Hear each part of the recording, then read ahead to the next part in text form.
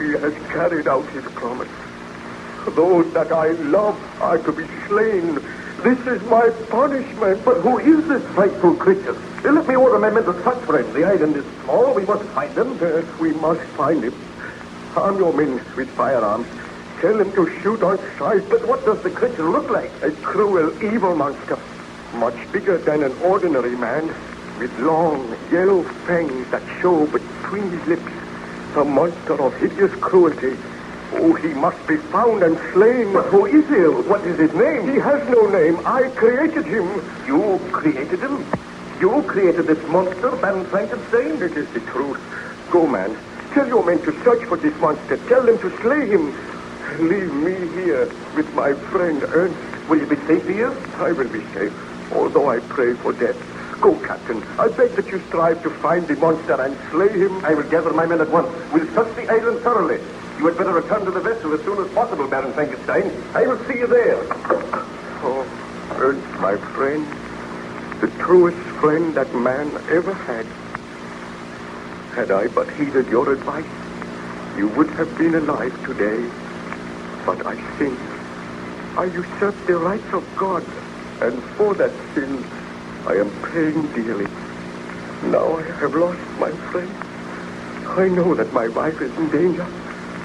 Oh, Almighty Father in heaven, I know that I have sinned. I beg for thy forgiveness. I ask that I may live to avenge those who have died because of my crime. Hear thou my prayer, my Father. Well, Baron Frankenstein, was the monster found on the island? Captain MacDougall and his men searched the island thoroughly, but there was no trace of the monster. He had not even left a footprint. Where he was hiding, I do not know, because later on I joined in the search, and I could not find him. At last, heartbroken and weary, I left the island, taking with me the body of my beloved friend Ernst Laval. The vessel set sail, and in due time I landed at Southampton. Then I made arrangements to go home, and at last I arrived in Geneva once again. On arriving there, I found my wife eagerly awaiting me. She greeted me happily. Victor! Oh, my heart is almost bursting with joy. To see you again after all these months. Oh, my darling. Oh, Elizabeth, I am so happy to feel my arms about you once again. Let me look at you. Have you fully recovered from your illness? Have you forgotten the nightmares and the horrors of the past? I am well, Elizabeth. That is not the truth, Victor. You look drawn and very pale. I have had a long and tiring voyage, but I will be better soon. But what ails you? And where is Ernst? Did he not come with you? Ernst is not returning. Not returning? I left him in England. He sent you his love. That is strange. I thought he would come back with you. Oh, do not question me now, Elizabeth. I am tired. But tell me of yourself. Have you been happy here? Oh, how could I be happy while you were away from me? But I looked forward to the day when you would return. Have you seen anything of the monster? Not a sign. I am living in hopes that he has perished, that we will never hear from him again. Have there been any reports that he has been around here in the last few days? Why should you think that? Have you seen anything of him during your travels? I saw him once. He followed you? Oh, do not be worried, Elizabeth. I had so hoped that the horrible creature was dead. Why are you looking so worried, Victor? What has happened? Well, you must be guided by me, Elizabeth. I beg that you will not leave the house unaccompanied. Stay by my side always. And whatever you do, wherever you go, if you do leave my side, carry this pistol with you. A pistol? But Victor, what is it that you fear? What is it that I fear? Don't you know? I fear that the monster may return. I know that he is not dead. You know that he is not dead? I told you that I had seen him. But why should you think that he will attack me? Oh, please do not question me now, Elizabeth, but do as I say. Promise that you will not be alone for any length of time. And if you hear anything which frightens you, promise on your word of honor that you will call for help at once. But do you think that will be necessary? Oh, it is necessary. And please always carry that pistol with you. Do not hesitate to use it if necessary. This is most alarming. I wish you would be frank with me, Victor. Tell me why you think the monster will attack me. He is a blood-crazed inhuman creature. We must be on our guard. We must try to kill him before he does any further damage. Further damage? Has he committed another murder since you left here? Oh, can we not talk of something else, Elizabeth? I am so worried, so terribly worried. The mere mention of the monster upsets me. And I thought that this holiday would help you to recover, and you would come back well and strong. But you seem worse than ever. I have never seen you show such fear. Well, I cannot help it. Oh, but be of good heart, Elizabeth. While I am here, I shall protect you. And if the monster comes, I swear he shall die. Why should you think the monster will come? Well, he threatened to come on the day that you and I were reunited. But I hope that he is on that lonely island in the Orkneys. I do not think he can be here. Victor, did you hear that? Yes, I heard it. The monster's laugh. He has returned. Oh, Elizabeth, I am afraid. Proceed, Baron Frankenstein. Did you see anything of the monster that day? Oh, I'm afraid I cannot tell you any more now, Captain. The telling of this story has tired me. Please, go and leave me in peace. Very well. I will note what you have told me in the journal, and I will return to you when you feel more rest.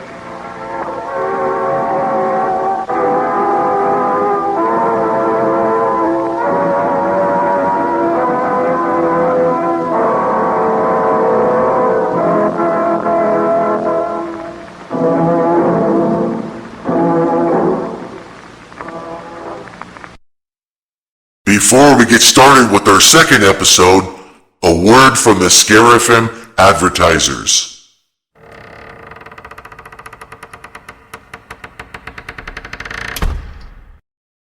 Hey, this is Daniel from the band Throne of Anguish, and I love Scare FM.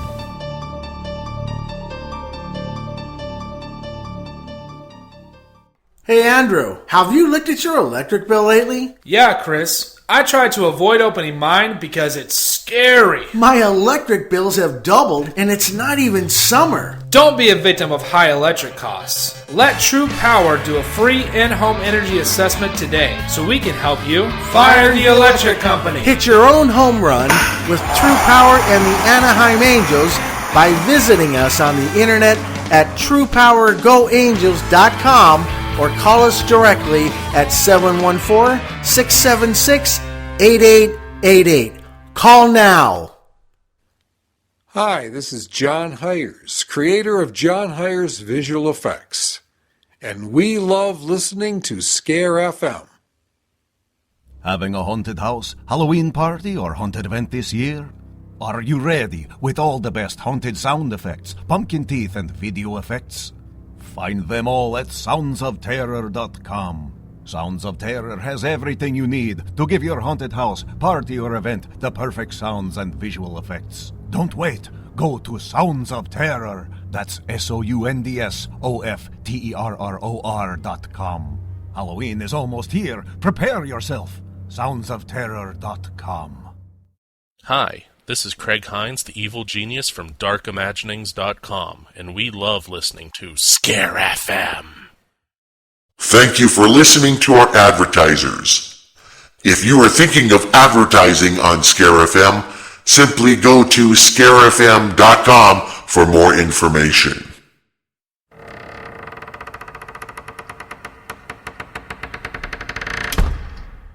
Now it's time to listen to episode 2.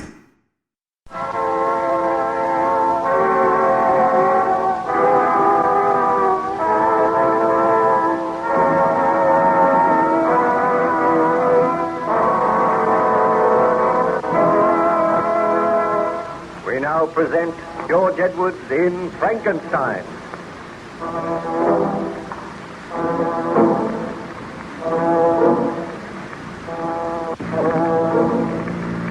Baron Frankenstein was gradually recovering his health under the care of the captain and the surgeon of the ship Voyager, which was icebound in northern waters. Each day, Baron Frankenstein told Captain Walton some of his story, and the captain duly noted these facts in his journal.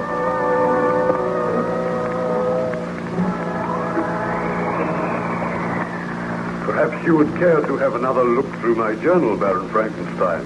You may desire to make some further corrections. If you will leave your journal here, I will go through it, Captain Walton. On looking through the porthole, I notice that the weather is improving. Yes, it is noticeably warmer, too. I think the thaw will set in at any day. Then at last we can proceed on our journey to England. I trust you will be accompanying us, Baron. I doubt it. Strange that neither you nor your crew have seen any sign of the monster. Let us trust that the monster no longer lives. I must make sure before I return.